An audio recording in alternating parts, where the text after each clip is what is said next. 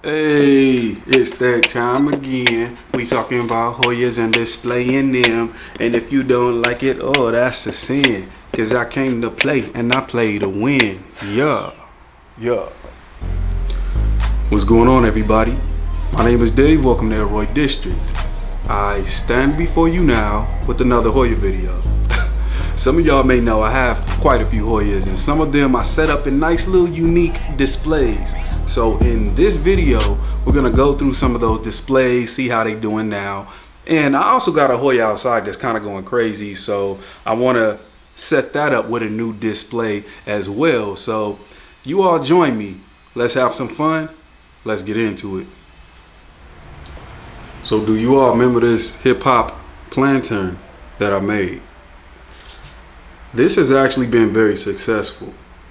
The type of Hoya that I have in here is a Hoya Tomsoney, and it has grown like crazy since I first, set it up like this in this pot. Yeah, if you can look, it's a lot longer than what you're seeing on the screen because I kind of had to wrap it around these twigs that are inside of this lantern. But yeah, I'm happy about the progress. This little setup. I wasn't sure how it was gonna work out, but I'll tell you, all I do for this Hoya Tomsoney in this lantern is I water it about once a month and I mind my business. Simple as that. And it just grows. I don't know. It's I thought this was a finicky Hoya, but apparently not, because it just grows. Like, look, we got super long vines. This thing is crazy. It's all of the vines have just grown long, and I just wrap it around these twigs here and just call it a day.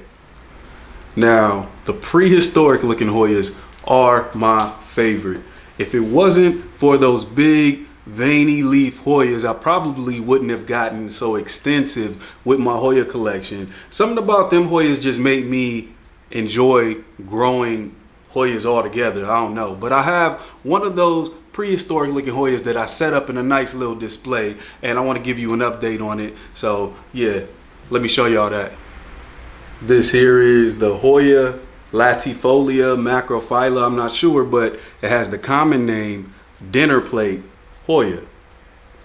Now I made this display at the same time that I showed as the previous display that I showed you. So maybe a couple months ago, 2-3 months ago, but I put it in a big terracotta pot, spray paint that black, and I put this stick that I found on the street inside of here, and it's doing pretty well, I would say. I really like how this one has more of a natural looking display. That organic wood branch that I found on the street has that unique curved pattern, and it's almost like this is how you would see this particular Hoya in the wild, climbing up some type of a branch or a tree. So yeah, that was cool. As far as the care, it's fairly easy. I water this once a month, just like the past Hoya that I just showed you, and I just leave it alone. The only downside to this whole display is I think I may have over potted this Hoya.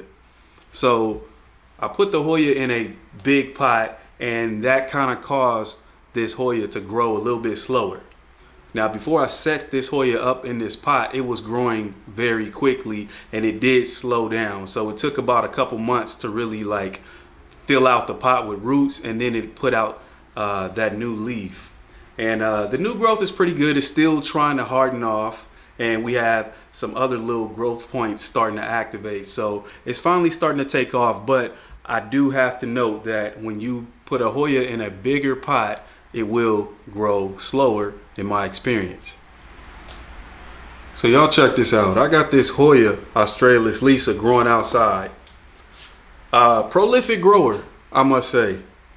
But let's get real. This is a common Hoya, but it does have one of the best variegations out of all the Hoyas. This definitely has a really cool variegation pattern, very stable. And I treat this plant, let me put it back in this bin. I treat it like a succulent. It gets the care of a succulent. I've had this one for years, and at my old house I used to grow it outdoors in the backyard in full sun. it burnt up at first, but all the new growth started to acclimate to that sun, and it became a full sun plant. It doesn't get that much water, and it still just does well. So when I moved over to this house, I had it growing out there in the backyard, and it started to take off and go crazy. So what I want to do now is set this one up in another cool display. We'll see what I can make happen. I didn't really have this planned out, but we are winging it, and that's what I do best. Wing it. So I cut this branch off of my euphorbia tree in my backyard. I did that about, I would say, a month ago, and this branch has just been sitting out there. I actually have a couple different branches because I figured that I would, do something with it. Now, you heard that right. I said euphorbia. Euphorbia is, we know them as cactus type plants, but they actually have euphorbia trees. This is a euphorbia contifolia tree, and it was growing out of hand, so I cut this branch. And we're going to try to take that Hoya Australis Lisa, and we're going to try to put it on this branch here. That's the plan. We'll see if I can execute. Okay, so I found this boring ass indigo colored pot in my garage, but I got a vision for it. So first, I'm gonna block the drainage hole, get that centered in there, and then I'm gonna use some chunky charcoal to kind of fill in the space. After that, I'm gonna sit the branch off in there to where it's kind of snugged and it's stable in place. So the next step is to fill in with some all-purpose gravel. We want to get everything stabilized and fill in some space so that this additional plastic pot can sit down in there and be suspended from the bottom of that pot. So you see this plastic has some holes in it, and we're going to get a nice Hoya mix with some sphagnum moss, leca, perlite, and coco's coir, and that'll be the mix. Let's fill it up and pot this plant up.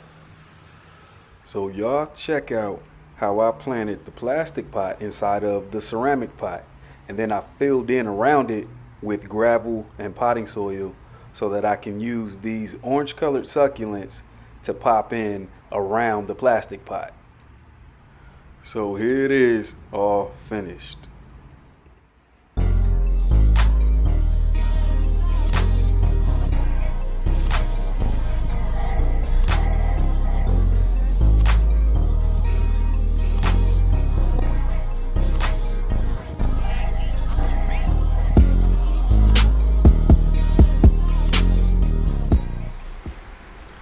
So that project was actually pretty easy, and I like the way it came out. Like that whole little display, that's something that I will be keeping outdoors. And yeah, we just pretty much got that Hoya together. It's a nice little display for it when people, walk in my backyard if I ever have a barbecue or have dinner out there. Okay, so now let's enter the land of Jurassic Park. Okay, because the next two Hoyas that I'm gonna show you, they look very prehistoric and they give me those Jurassic Park vibes. So the first Hoya that I do want to show you is the Hoya Germany. Now I'll tell you, I didn't really care for this one when I first got it, but it grew on me. I really love this plant now. Like, come on, look at the detail on these leaves. Like, that is crazy. So I found these little gray pots at the 99-cent store. They're like some type of a resin, but it's like a sturdy resin. And I bought these little twisty trellises on Amazon, and I put this one on there. And it's giving me all the Jurassic Park that I need. Like, look at the size of these leaves. And I feel like it's not giving you the details really well. So I'm gonna have to do what I always do, which is take this one outside and get some B-roll footage. But man, I tell you, this one is giving me all the prehistoric vibes that I need, and it is very easy. I have this one growing in my living room now. I had it upstairs growing on my Hoya tree. But speaking of the Hoya tree, I've kind of neglected the Hoya tree. I am going to bring it back to life at some point, but right now, I just I don't know. I just decided to place my Hoya in different places of the house and see how they get along. But this one is down here on this plant stand right here, and it's doing perfectly fine. I water it as soon as it gets dry, and I make sure I give it some bright indirect light. If your Hoya is getting hit by the sun in the morning time or in the afternoon, you may get some type of sun stressing, but the leaf will be smaller in a lot of the cases. So I kind of had this one in bright indirect to where it's not getting so much light, because I want the leaves to get as big as they can possibly get, and then after they do get big, I'll just stick it out in the sun and let it get some sun stressing on those already big leaves, if you follow me. Woo, damn. So this next plant that I want to show y'all, I actually got from Pete, from the YouTube channel Planting with Pete. I didn't know he had an Etsy shop. Let me tell y'all the story. So I was online shopping for a Hoya Meridi. That's one of them big leafed Hoyas that I have right here, and I came across Planting with Pete Etsy shop. I'm like, I didn't know he had an Etsy shop, so I looked at his Meridi that he had listed, and I purchased it, because I definitely got to support Pete. You know, that's the homie. And lo and behold, he sent me a nice little one leaf cutting of a Hoya Meridi, and it does have signs of some new growth down in there. But that's not the kicker. He also threw in a gift, and that was like the best plant gift ever. He threw in a whole entire varicosum in my package when I ordered from his shop. So I was really happy about that, because I was really surprised. So shout out to Pete, you did your thing, and your plant that you sent me is doing perfectly fine. Y'all, this Hoya Meridi can grow a really large size leaf, and that is the reason why I got it. It may put out a long vine, but every once in a while with that long vine, it'll put out a really big large size leaf, and the vein and the details in this one is crazy. So I had to add that to the collection. So yeah, Hoya Meridi. Allow me to quickly talk about the Hoyas that I don't really like anymore. Okay, here is one of them. The Hoya Litica. I don't care too much for this Hoya anymore, because it does this. Look how it's almost, these wires gotta go. I don't want to put up with this. I got this one sitting on my kitchen, sitting in my kitchen right above my sink, and the tendrils just go all over the windows, and it's just wiry, and that's just not my thing, you know. So yeah, this one gotta go. It's gonna go outside at some point, because I don't like this look. If it's gonna be doing all this tendriling, the leaves need to look better than this. Like, give me a big leaf and give me a reason to, you know, wrangle you up and give you a nice little display or something. But this is this is a hot mess, and I'm not putting up with this no more. So yeah, Hoya Litica, that's one of the ones I don't really care for. The Hoya Ranks, or the Hoya Shaba, I don't know. Yeah, we don't care too much for this one anymore. It's not really, you know, this is just how it looked. I thought it was gonna have a nice amount of color on it, but I mean, yeah, I can do without. Shaba. And the last one that I don't care too much for is this Hoya Ransang. Ransang. Okay, so it looks good. Look at this leaf.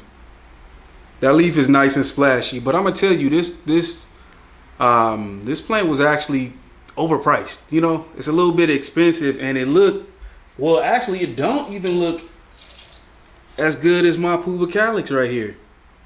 You know, we got crazy splashing on my Pubicalyx, and then look, you got this Ransang. They look just about the same, but I'll go with this Pubicalyx before this. So what are we doing here? You feel me? But my favorite new Hoya as of late is the Hoya Tangamus. Hoya Tangamus is a vibe just for me. I don't know, I got a connection with this Hoya Tangamus. It puts out a large Jurassic Park looking leaf, and you get like a little bit of a velvety sheen with the splashing. So you know, I imported one of these. No, I didn't import. I did not. I bought it from an Etsy seller, and he gave me an import, and I was pissed off at him because you don't just import a plant and then directly sell it on Etsy. That's not how it goes. You acclimate it and then you sell it. So that was a whole situation. But anyhow, I got it. I propped it, and these are some of the props. But I'm gonna show y'all one last thing so I can go ahead and leave y'all alone about these Hoyas.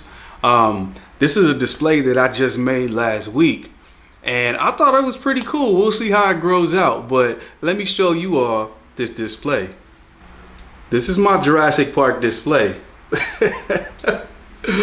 Look at it. I made me a nice little 2-tier. Wait, is it? Man, this thing is looking crazy. I thought it was gonna look better. All right, no. Okay. Let me go back in. Look at it. We got the gold dinosaur display on top, accompanied by the Hoya Clemensorium, and then below that, y'all don't understand what's going on below that. We got the Hoya Carrii NS13064 in the pot below that. This Hoya Carrii is in a smaller cup. I just put it inside of here and I surrounded it with rocks and decorative moss. So along each one of these bamboo ribs, you got the Hoya Carrii growing up. And on top of that, we got the little T-Rex with the Hoya Clemensorium. But I don't know, it's not doing y'all no justice. I'm still proud about what I made, all right? But I'm gonna have to go ahead and take this outside so y'all can really get into it and, yeah, give me a fair judgment on if you like it or not. But I like my little 2-tier Jurassic Park setup. I figured it saves me space and it gives me something interesting to look at. So Hoya Clemensorium grows kind of slow. I really like it. This Hoya definitely has like some crazy details and very nice looking rare Hoya, but the only thing that gets on my nerves is that it does grow slow. You gotta water it and let it dry out. Water it, let it dry out. That's pretty much all that it requires. I figured out mine was actually growing faster in lower humidity. When I had it up, the one that I have upstairs in the plant room, it's in higher humidity. It is super slow. But this one growing by my kitchen sink, this one grew a little bit faster. And it was a propagation from the other Hoya that's upstairs. So yeah, Clemensorium, I don't know what information to give you as far as care, but they just grow slow. They're hardy, but they grow slow. Oh, one big care tip that I just follow: none of my Hoyas will be in soil. I'm not giving my Hoyas any type of normal potting soil. You know, it has to be some type of soilless mix, whether it is a barky aeroid mix or sphagnum moss mixed with perlite or combination of all of that. I'm not doing potting soil out of the bag.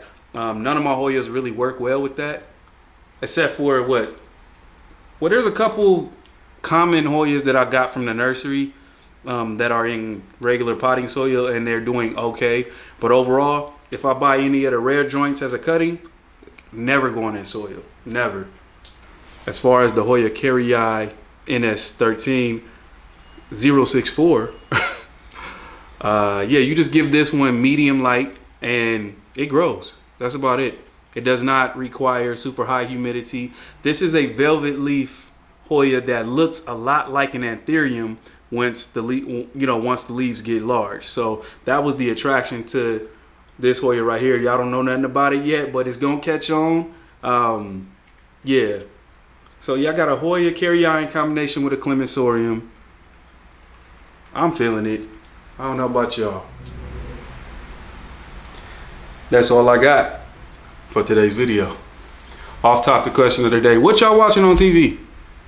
As far as Netflix, Amazon Prime, HBO, what's something good to watch? I'll tell you, I'm watching Gen V right now. It's not that great, but I'm gonna see it all the way through. I watched The Boys on Amazon Prime and that was really dope, but Gen V is a little bit too collegey, and it's Gen V, like, or Generation Z, whatever this new generation that's right under me. Yeah, their humor and their way of thinking doesn't quite match up with mine, but I'm gonna see it all the way through. Y'all let me know what y'all watching out there.